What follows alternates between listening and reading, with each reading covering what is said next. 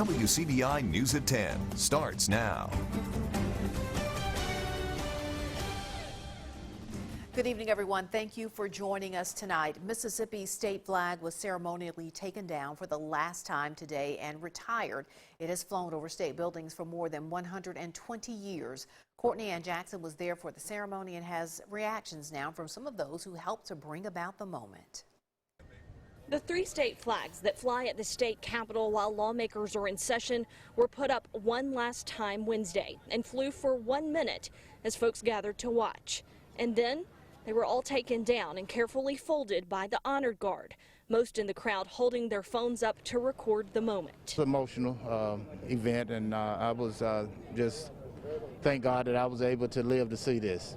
The folded flags were presented to Speaker of the House Philip Gunn, Lieutenant Governor Delbert Hosemann, and Department of Archives and History Director Katie Blunt. They carefully escorted the flags off the Capitol grounds for the last time. This has been, just a signal that the state can change. I think there are a lot of people that really feel like Mississippi is just going to always be Mississippi when it comes to health care, education, our infrastructure. Our inability as a legislature and a state to deal with serious problems is something people have just gotten used to, and this is a sign that we can take on big challenges and change. I'm a freshman lawmaker, so I'm elated to have been a part of the process and moving Mississippi in a new direction, moving Mississippi forward, and bringing down the flag. Some didn't realize the ceremony would happen so soon and caught the motorcade leaving with the flags. It felt great to really see that. For me, it felt like a burial that was happening, and an end to something that has been so disheartening, for black folks in Mississippi. Some did have mixed emotions about it. It's very historical. I'm concerned about how we're going to choose another flag. But many were glad to soak in the history-making moment. Courtney Ann Jackson, WCBI News. The Department of Homeland Security says it is sending rapid deployment teams across the country to protect national monuments and statues ahead of the July 4th weekend. This after calls from the removal of Confederate statues. And President Trump is threatening to veto a major defense appropriations bill because of an amendment to rename some military bases. CBS's Skylar Henry has the very latest on that. As the debate over the removal of monuments of Confederate leaders and former slave owners around the nation intensifies, the Department of Homeland Security is announcing the formation of a new task force to protect them. President Trump created the task force last week with an executive order. He then tweeted about it Wednesday morning, saying, "My executive order to protect monuments, statues, etc. is in full force and effect, in excess of a 10-year prison term." There's something troubling about jailing people for what some might understand as minor offenses. Georgetown University professor Sawika Colbert says now is a time to start having conversations about context, as some cities and states have begun to remove their Confederate statues and monuments. Every day, we're reminded of the legacies and impact of slavery, so that's something that we can't get away from as a country. But I think there's a difference between that and celebrating that history. Nearly 2 weeks ago, protesters here toppled and defaced a controversial statue honoring the Confederate General Albert Pike. Meanwhile, over on Capitol Hill, some lawmakers say they also want to see some statues come down. To walk past statues of people who didn't even feel we were human, moving those statues away will be extremely meaningful. Congress is currently considering the National Defense Authorization Act, which the president has threatened to veto over an amendment requiring the Pentagon to rename 10 Army bases named after Confederate leaders. He believes that our young men and women who left these bases, they should not be told that the base that they trained in, the last place they saw on American soil, was a racist institution. Military leaders and some congressional Republicans have expressed support for the renaming of those military installations. Skylar Henry, CBS News, Washington. The presumptive Democratic nominee for president, former Vice President Joe Biden, weighed in on the monuments debate for the first time, saying Confederate statues belong in museums.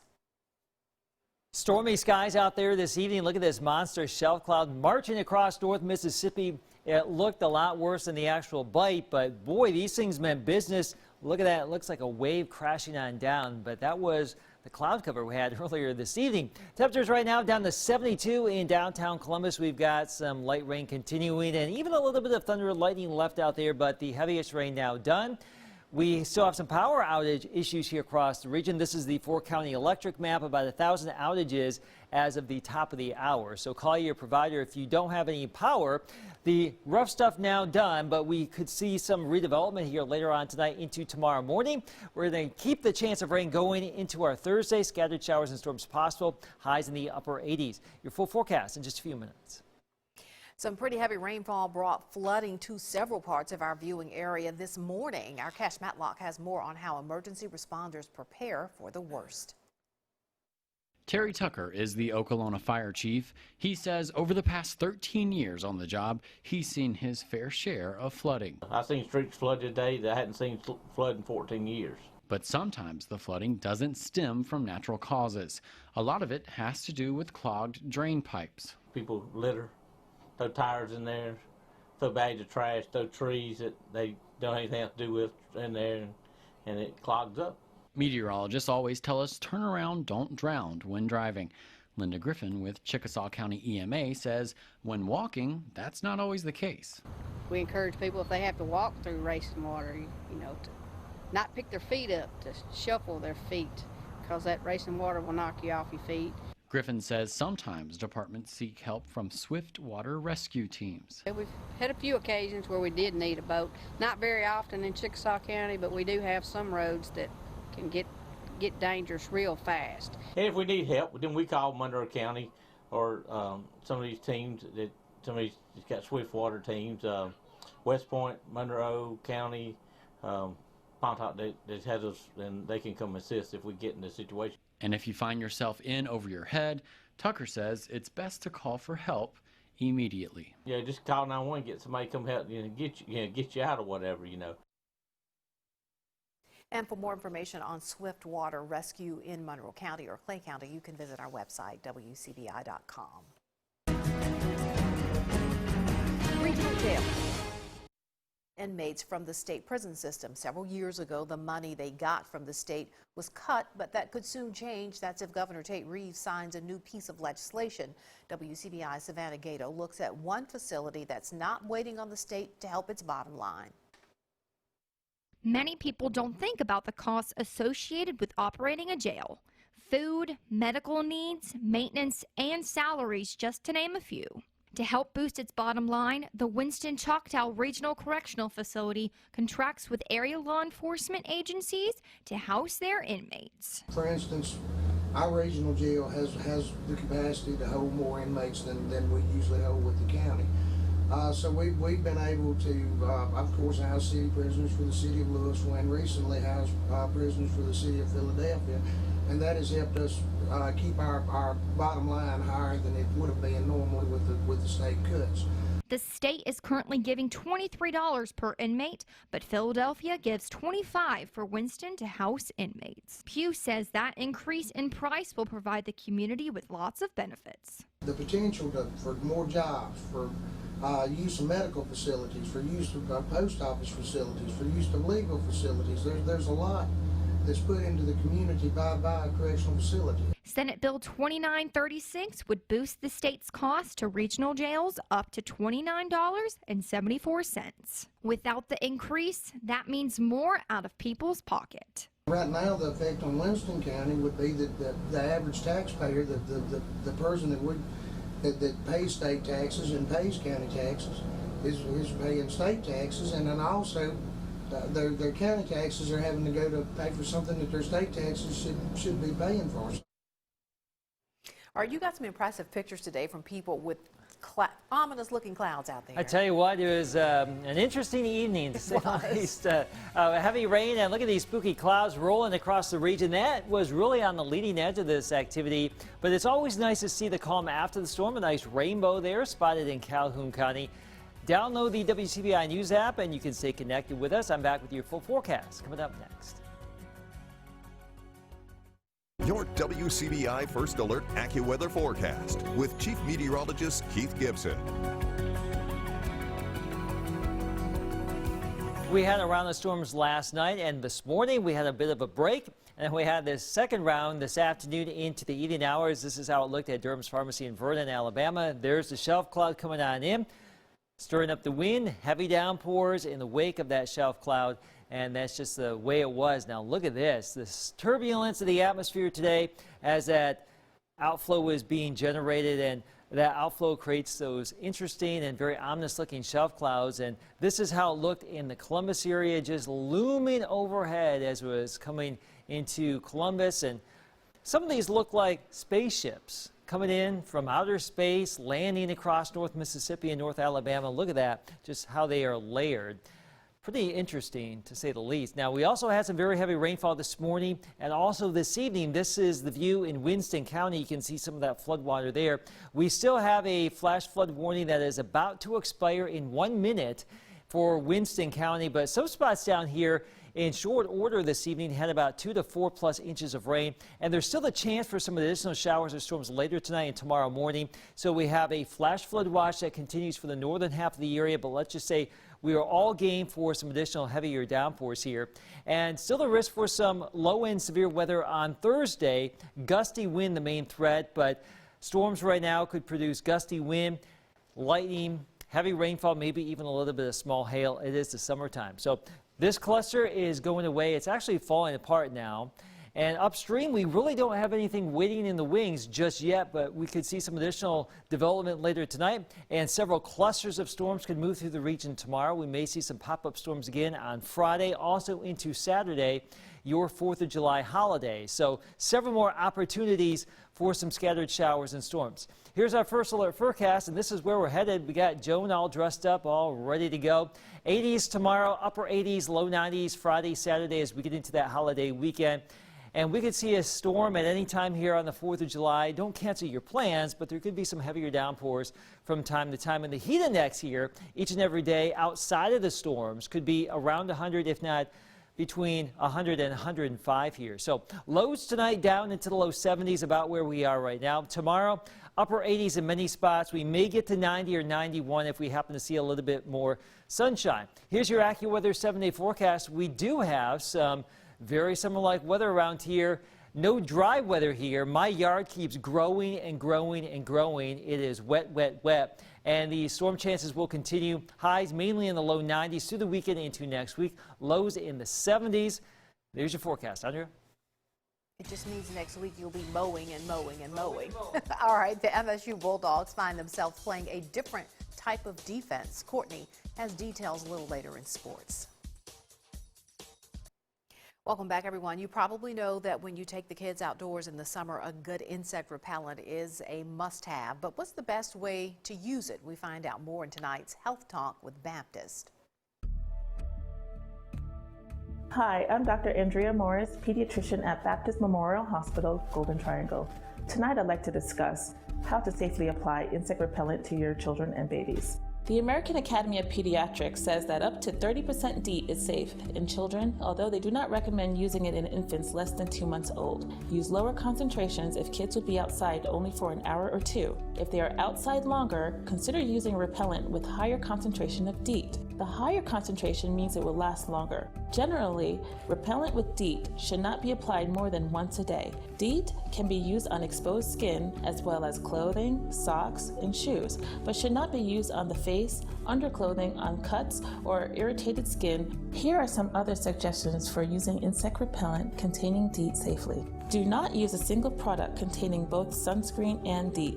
Sunscreen needs to be reapplied frequently, while DEET should not be applied more than once a day. Avoid spraying the repellent anywhere near the eyes or mouth so it cannot be ingested. Do not allow your child to handle the container while you're applying the repellent. Apply the repellent in an open area so that you and your child do not breathe it in. Wash your child's skin with soap and water when you return indoors, and wash all clothing before it's worn again. Use just enough repellent to cover exposed skin. Using more does not make repellents more effective. Join us next time for Health Talk with Baptist, when we will discuss some other ways to protect your child from insect bites. Mail your topic suggestions to healthtalk@wcbi.com. Health Talk has been brought to you by Baptist Memorial Hospital, Golden Triangle. Well, Tuscaloosa will soon join other Alabama cities requiring residents to wear masks in public. The city council approved the ordinance this week. Now, face coverings will have to go over your nose and mouth, And just like other areas of the country, the mask will have to be worn in all indoor public spaces, including stores, bars, and restaurants, and even public meeting spaces. There will be a $25 fine for violating this new ordinance. For more information, more information should be released tomorrow on when that new law will begin and end. Again, that's in Tuscaloosa. The Mississippi State University Alumni Association says it will not host football tailgates this football season. This only applies to events at the Hunter Henry Center on campus. The university has not made any announcement about tailgating that happens in the Junction and across campus. The Alumni Association says its primary concern is the health and safety of the Bulldog family. Coming up, the high school football tour hits double digits. Stop number 10 checks in with Myrtle. Catch the preview coming up next in sports. Your WCBI Sports with Courtney Robb. The high school football tour kicks off July with the Myrtle Hawks. The Hawks finally have an entire season of division ball out of the way and now look to find more success this season. The Hawks are stop number 10 on the high school football tour. WCBI Sports 2020 High School Football Tour is brought to you by Itawamba Community College, Cannon Ford of Starkville, Monroe County Farm Bureau, Max South Broadband, and the Bank of Vernon. Myrtle football finally has a full season of division play under the Hawks' belt, and a good one at that. The Hawks finishing the 2019 season with a 6-6 overall record. So the first year in division was a big for them. They gained a lot of experience out of it, and we're hoping that just really kind of parlays over into this season. Myrtle found success with an emphasis on defense. The Hawks picked up 4 of its 6 wins last season by only allowing 1 touchdown or less. That defensive pressure isn't something Myrtle plans to do away with anytime soon. The Hawks bring back nearly the entire team, only having lost a few players in the offseason. A lot of games last year I thought we played really well defensively. Early in division play, we did pretty well. Threw a few shutouts on the board, so I thought that was huge for us. So I think defense, for the most part, will be a strong suit, and then we're hoping that some new things we do on offense will help us out in those areas. I think defense is the most important part. If we can stop them from getting another score, then that's what counts. The longer we can hold them off, the longer we have for our offense to go in there and get another win. Myrtle is excited for more than just getting back on the field this season. After spending the previous season playing at the New Albany Sportsplex, the Hawks are finally getting their own field and their own turf to defend. I think that's going to change a lot starting off, especially our drive. That's going to give us something to go for. I love the field, and it looks really beautiful out there. I'm ready to play on it. It feels amazing. It feels like it was just another couple months. We're about to start hitting people again. It's really nice to finally have a football field. The community has something that they can call their own now. The kids have something they can call their own. It was nice being able to play at the Sportsplex, and we appreciate them letting us do that for the time that we had it. But now having something on your own that they can really just, it's hard to put into words really what it really means to them. Just that feeling of knowing, this is your field and this is your home, and you just get to play on it for the first time. The Hawks will get the chance to hit their own field for the first time, hosting Vardaman for the season opener on August 21st. With Myrtle on the high school football tour, Courtney Robb, WCBI Sports. WCBI Sports 2020 High School Football Tour with Myrtle High School is brought to you by JDS Wealth Strategies, BNA Bank, and St. James United Methodist Church. Take a look at some of the upcoming stops as the tour continues. We've got the Baldwin Bearcats coming up on Thursday, then Friday. First schedule change. Originally we had East Union. Now Friday we will be previewing the Amory Panthers. Saturday we will be featuring the Manatee Mustangs. Then on Sunday we have the Bruce Trojans. Then week 3 of the tour kicks off with Calhoun City. It's a new era that's beginning for City out there. Winona then on Tuesday, July 7th. Water Valley's on Wednesday, July 8th. Nettleton on July 9th. Of course, for any of those stops you may have missed along the way, you can visit our website at WCBI.com. College athletics continues trying to return to normalcy, and being proactive is key in the midst of the coronavirus outbreak. Mississippi State Athletics continues to be proactive. An MSU spokesperson confirmed a positive COVID-19 case from a newcomer that arrived on campus last week. The newcomer has not been involved in the voluntary workouts that began at the beginning of June. The newcomer was asymptomatic, and 6 players that moved onto MSU's campus last week are also in quarantine. The name of the newcomer will not be released. That's it for sports. We'll have more for you when we come back. Stay with us. All right, guess what? More storms. We were talking about this earlier. The grass keeps on growing, and you'll have to get that yard work done here when you can. Several waves of storms possible each and every day. Your holiday weekend, Friday, Saturday, Sunday, maybe Monday too. A chance for some showers and storms around too. We don't think it's going to be a washout every day here, but there will be opportunities, Andrea. Summertime pattern. And it's steamy out there too. Oh, wow. Just I mean, hit from you the moment first you thing. wake up in the morning. Mm-hmm. Yeah, for sure. All right, that's the news at 10 o'clock. Everyone, enjoy the rest of your night. The crew, we'll see you back here in the morning on Sunrise.